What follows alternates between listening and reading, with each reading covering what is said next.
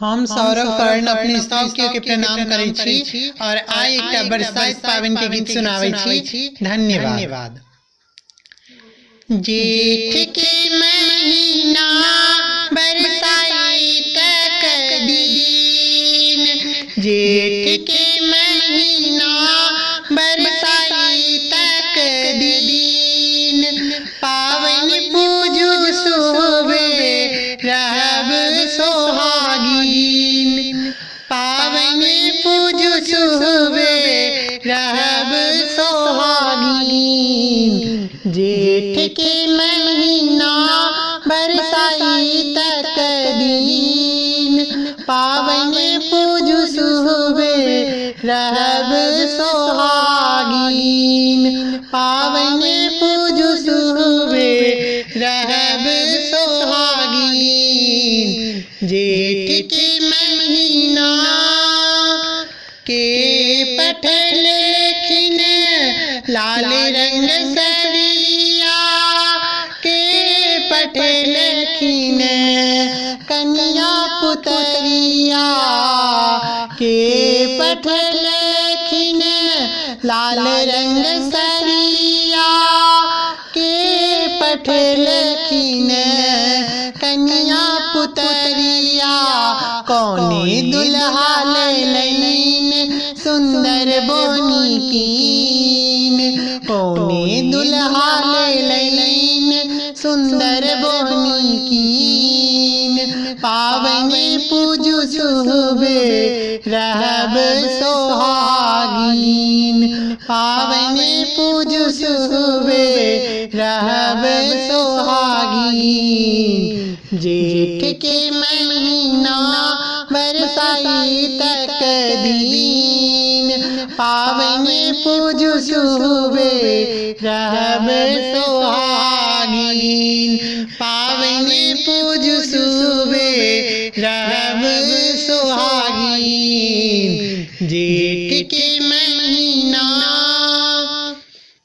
सासु पठल खिन लाल रंग सरिया, ननदी पठल खिन कन्या पुतरिया, सासु पठल खिन लाल रंग सरिया, ननदी पठल खिन कन्या पुतरिया।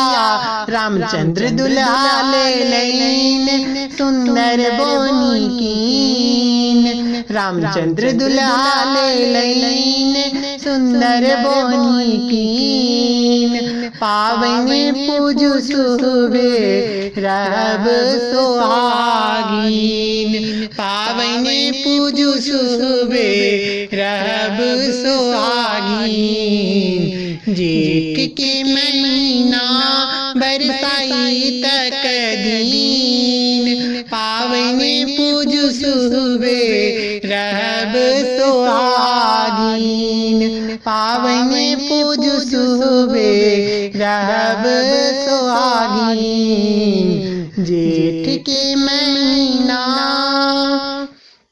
पावनि पूजी भाग्य में